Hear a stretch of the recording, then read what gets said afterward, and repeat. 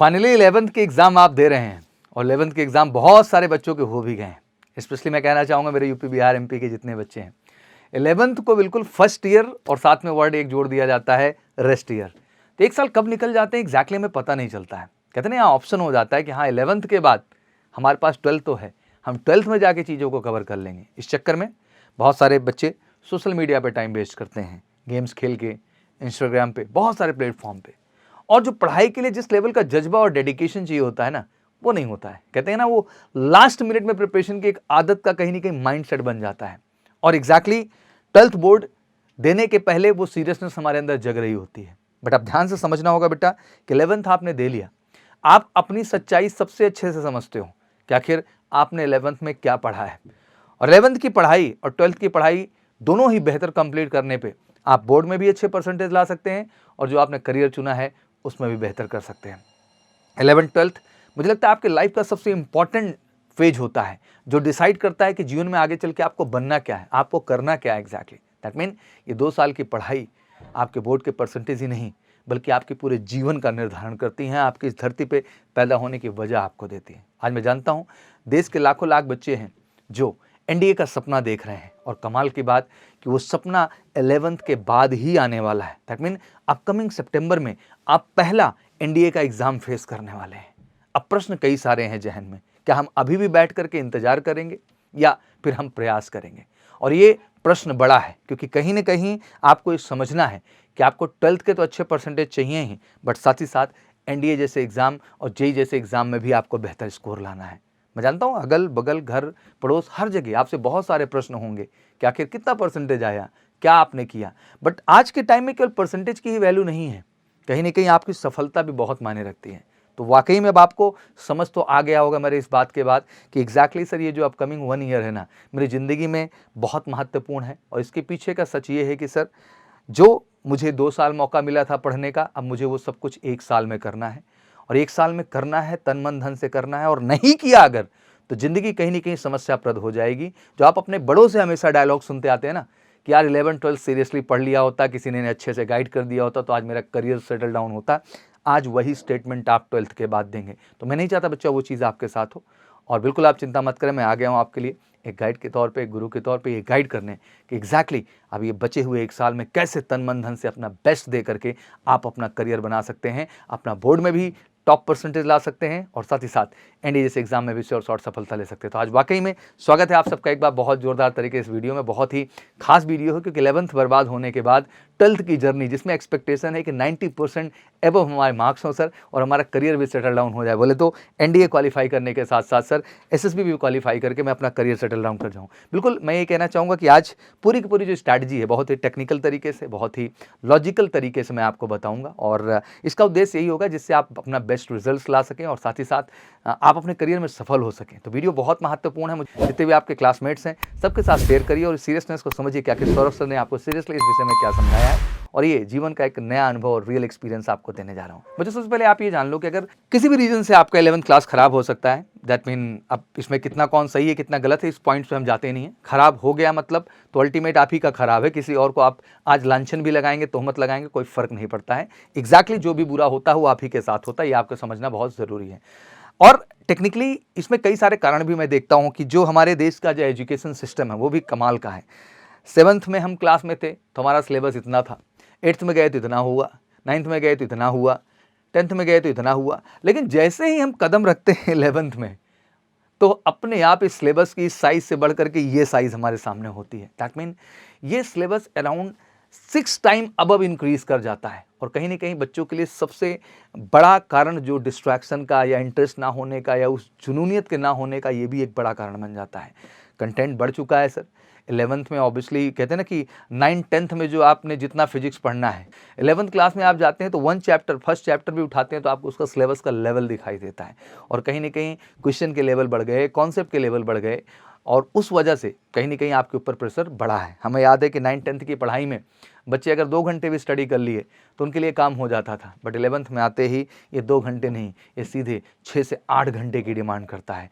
और मैं यही कहना चाहता हूँ कि जैसे कहते हैं ना कि लाइफ में जब आप चलते हो, किसी सड़क पे बाइक लेके चलते हो तो छोटे मोटे ब्रेकर्स आते हैं, आप उनको ब्रेक करते हो और उनको क्रॉस करते हो और आगे बढ़ जाते हो, बट जैसे आप 11th में कदम रखते हो मुझे तो अपने आप में एक बड़ा सा पहाड़ जैसी चीज़ आती है, और उस पहाड़ को आप तोड़ के फोड़ के जुगाड़ से कट के नहीं निकल सकते हैं। एग्जैक्टली उस पहाड़ की चढ़ाई बड़ी ही ईमानदारी और सच्चाई से होती है, जिसके लिए आपको निरंतर और लगातार प्रयास करना होता होगा। अब एग्जैक्टली आप सोचेंगे सर हमारी फॉल्ट है, हम 11th में सीरियस नहीं थे, तो देखो ये समय किसी की फॉल्ट गिनाने का नहीं है ना, फॉल्ट बताने का है। मुझे लगता है कि ये समय सब कुछ समझने का है, और आज मैं आपके सामने आया हूँ, इसी चीज़ को लेके आया हूँ कि ज़िंदगी में अगर आज समझ आ गया है और आपको मेरी बात समझ में आ रही है कि अगला एग्जाम एनडीए का आपके सामने है, और मैं बड़े गर्व से कहना चाहता हूँ कि जो भी एनडीए फाउंडेशन प्रोग्राम का हिस्सा है हमारे यहाँ बच्चे जिन्होंने 10th से हमें ज्वाइन किया, उनके हमने सिलेबस डन कर दिए। जो है सिलेबस तो हम एग्जैक्टली 31 जनवरी तक ही डन कर देते हैं। फर्स्ट 5 से हमने उनका 12th का सिलेबस शुरू कर दिया है, और 12th का सिलेबस नहीं, एग्जैक्टली अगस्त एनडीए एग्जाम से पहले हम 12th का सिलेबस भी पूरा डन कर देंगे, जिससे एनडीए एग्जाम में हमारा बच्चा बेस्ट करे। फिर जनवरी में उसको जेईई मेन भी बैठना है, क्योंकि टीएस एंट्री देनी है, army TS, navy TS, 4 SS भी डायरेक्ट मिलती है, तो उसके लिए भी हमें तैयार करना है। तो हमारे पास सितंबर के बाद एनडीए एग्जाम के बाद उसके लिए बेहतर मौका होता है। फिर हमारे पास बोर्ड के लिए भी इनफ टाइम होता है, दैट मीन हमारे पास इनफ समय है सब कुछ बेहतर ढंग से कवर करने का। तो बेटा एग्जैक्टली मैं यही कहना चाहता हूँ कि ज़िंदगी में ये लड़खाने का समय नहीं है, उठ खड़ा होना है, लगना है, और 1 साल मैं वादा करता हूं कि अगर वाकई में एक सही अप्रोच के साथ एमकेसी का हिस्सा बनते हैं तो एक साल में भी हम सब कुछ बदल के रख देंगे। दैट मीन गारंटीड 100% आपको आपके 12th में भी 90% लाएंगे, और साथ ही साथ आपके एनडीए जैसे एग्जाम में भी आपकी सफलता को हम सुनिश्चित करेंगे। तो मैं यही कहना चाहूँगा बेटा कि ये समय बैठ करके मातम मनाने का, ओवर थिंकिंग करने का नहीं है, बल्कि दिमाग को शांत करके, कूल करके, जो बीता सो बीत गया, अब फटाफट बैग पैक करना और एमकेसी का हिस्सा बन जाना है अपने 11th एंड 12th के रियल स्टडीज़ के लिए। 12th की जर्नी ऑब्वियसली मैं कहूँगा कि स्मूथ रहेगी, जैसे 11th में जो हुआ है उसको लेकर घबराना नहीं है। सिलेबस थोड़ा सा बड़ा है, चैप्टर्स बढ़ गए हैं, टॉपिक बढ़ गए हैं, बट घबराना नहीं, कहते हैं हिम्मत मर्दा मर्दे खुदा। जब आप में एक क्षमता होती है किसी चीज़ को पाने के लिए, और हमारी स्ट्रैटेजी है कि हम आपको डेली 8 से 10 घंटे एंगेज रखेंगे, और उस एंगेजमेंट के माध्यम से हम बेहतर कर देंगे। जैसे हम आपके 11th के जो टॉपिक्स हैं उनको रिवाइज मोड में रखते हैं, और जो 12th के टॉपिक हैं उनको स्टडी मोड में रखते हैं, तो दोनों जब पैरेलल हम चलाते हैं ना तो चीज़ें बहुत बेहतर हो जाती है। तो मतलब आपको उसको लेकर घबराने की जरूरत नहीं है, ठीक है ना। अब प्रश्न ये भी आता है सर 12th में पढ़ना ही स्टार्ट करना, हमने 11th में कुछ पढ़ा ही नहीं। देखो इससे बहुत ज़्यादा फर्क नहीं पड़ेगा। जैसे कि आपको बात बताऊँ तो 12th में जो टॉपिक है हम उनको शुरू करेंगे। हम पहली कोशिश वही करते हैं बेटा कि 12th के हम उन्हीं टॉपिक को स्टार्ट करेंगे जो बिल्कुल फ्रेश टॉपिक हैं आपके लिए, जो 11th से लिंक नहीं होते हैं, और 11th के वो टॉपिक जो लिंक होते हैं 12th के टॉपिक से, उनको हम बैकअप में आपका 11th रिवाइज कर देते हैं पूरा, जिससे 12th में जब वो टॉपिक स्टार्ट हो तो आपको कोई दिक्कत ना हो। तो इसलिए 11th के किसी भी बच्चे को देश में जो हैं हर कोने से, बिहार राज्य, एमपी राज्य, छत्तीसगढ़, झारखंड, पश्चिम बंगाल, उत्तर प्रदेश, हरियाणा, राजस्थान, कहीं के भी बच्चे हैं, मैं कहना चाहता हूँ सबको ये गांठ बांध लेनी है कि जो बीत गया उसको भूल करके एक सही पॉलिसी स्ट्रैटेजी, क्योंकि हमारे साथ ये हमेशा होता है, क्योंकि बहुत बच्चों को तो अवेयरनेस ही नहीं है। अब इसके माध्यम से अवेयरनेस हो रही है कि हाँ सर 11th हो गया, अब इसके बाद मुझे एनडीए भी देना है, जेईई भी देना है सर, फिर 2025 के मार्च में मुझे बोर्ड भी देना है सर, तो मुझे सर इस 1 साल में सफल हो जाना है बस। तो सफलता का अगर जज्बा आपके अंदर है तो वेलकम, और मैं यही कहना चाहता हूँ कि डिलेमा खत्म करके कि सर 11th हो गया, अब 12th भी यही काट लेते हैं, तो अगर आज ये काटने का सोचा तो मुझे लगता है कि आपकी लाइफ की कट जाएगी, और लाइफ की कटानी नहीं है, तो आपको आगे बढ़ना है, इनिशिएटिव लेना है, और एमकेसी के साथ जुड़ करके अपनी सफलता को सुनिश्चित करना है, ठीक है ना।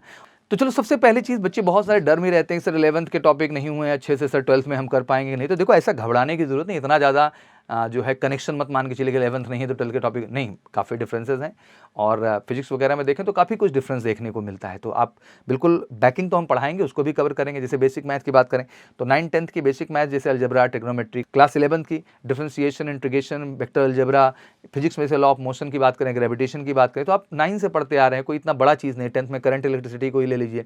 तो मुझे लगता है कि 12th का जो है स्टार्टिंग में 40% यही पढ़ना है, मतलब ऐसा कुछ नहीं कि बहुत हट के सिलेबस कुछ हो जाना है। तो आप इसको भी लेके मत घबराओगे हाँ 11th में अच्छा नहीं हुआ सर तो हम खत्म हो गए, नहीं। 9 10 तुमने पढ़ा है, 11th में जो पढ़ा है इनफ है, उससे हम 12th की बैकिंग बना ले जाएंगे। और सबसे बड़ी बात कि जब भी आप क्लास कर रहे हो, क्लास खत्म करने के बाद इंपॉर्टेंट फार्मूला पॉइंट जितने भी लिखना है, स्टूडेंट्स को कुछ याद नहीं रहता है, तो बहुत सारे बच्चे ऐसे भी होते हैं जो हमें अपडेट करते हैं कि सर हमें याद ही नहीं रहता, हम भूल जाते हैं सारे फार्मूला सारी। डोंट वरी, अगर आप क्लास के जस्ट बाद उन पॉइंट्स को लिखेंगे, उनको रिवीजन करते रहेंगे क्रमबद्ध, तो ये समस्या आपको कभी नहीं आएगी। तो बस रिवीजन इंपॉर्टेंट है, और लगातार करते रहने से प्रैक्टिस में एक मैन परफेक्ट, आपके लिए चीज़ें आसान हो जाती हैं, और बिल्कुल बिल्कुल आपको ये चीज़ें याद हो जाती हैं। नेक्स्ट क्लास जाने से पहले प्रीवियस क्लास में जो आपने पढ़ा है एटलीस्ट उसको रिवाइज़ करके पहुँचिए, बहुत मदद करेगी। खुद के नोट्स बनाना सीखिए, किसी दूसरे के ऊपर डिपेंडेंट मत रहिए। क्लास 11-12 में पढ़ रहे स्टूडेंट्स जो अच्छे हैं, उनके अच्छे नोट्स आपको लगती है, उनको कवर करिए। गंदी चीज़ों में नहीं जाना है, खुद पे फोकस करना है, अच्छे से फोकस करना है, हैंड राइटिंग को ज़्यादा प्रोसेस में लाना है और ध्यान रखिए कि ज़्यादा इन्वॉल्व मत होइए उन चीज़ों में जिनके अभी कोई मायने नहीं है आपकी ज़िंदगी में। जब सफलता मिलेगी यार तो साथ में सब कुछ मिल जाएगी। तो मुझे लगता है कि सक्सेस पहला इंपॉर्टेंट पार्ट है जिस पे आपको जाना है और प्रॉपर जो है शेड्यूल बना लेना बहुत ज़रूरी होगा। जब हमारे यहाँ आप आते हैं तो ये सारी चीज़ें हम आपका प्रॉपर ढंग से अरेंज करते हैं और 1 साल ये आइसोलेशन तो होगा बच्चा, और इस आइसोलेशन से ही आप ज़िंदगी में कुछ बेहतर और बड़ा अचीव कर पाएंगे। तो मैं आपसे यही कहना चाहूँगा, डिस्ट्रैक्शन बिल्कुल आप अवॉइड करिए और ये बिल्कुल 1 साल बहुत फोकस है। और मैं वादा करता हूँ देश के सभी 11th के कैंडिडेट जिनकी अच्छी पढ़ाई हुई, जिनकी नहीं भी हुई है, 1 साल बहुत महत्वपूर्ण है। और एमकेसी के साथ अगर आप एसोसिएट होते हैं तो बेटा इस बात की गारंटी है कि बिल्कुल जो 2 साल का है वो 1 साल में हम कर दिखाएंगे और एग्जैक्टली आपका जो सपना है वो पूरा कर दिखाएंगे। तो बिल्कुल पेरेंट्स को भी बात शेयर करिए और बैठ करके अब टाइम मत वेस्ट करिएगा। एग्जाम डन हो चुके हैं जिनके, फटाफट आ जाइए तेजस्वी कैंपस में। इस वाले एनडीए से ही हम लोग हमला करेंगे, इसको फोड़ के दिखाएंगे, वादा है आपके साथ। और मैजिकल सी क्लासेस वादा करता है तो उस वादा को पूरा करता है, क्योंकि एमकेसी है तो सब कुछ मुमकिन है। आशा करता हूँ 11th के मेरे जितने बच्चे होंगे उनको मेरी बातें बेहतर ढंग से समझ में आई होंगी। बट इसके बावजूद भी कोई क्वेरीज या कोई डाउट या कोई क्वेश्चन हैं तो प्लीज़ कमेंट सेक्शन में मेंशन करिए। और बिल्कुल 1 ईयर फाउंडेशन प्रोग्राम का हिस्सा बन के बेटा हम सबको, माँ बाप को, इस पूरे देश को गर्व महसूस कराने की एक वजह दीजिए। जो हुआ सो बीत गया, अब जो होना है उसको हम मिलकर संभालेंगे। Thank you so much, wish you good luck. जय हिंद, जय भारत।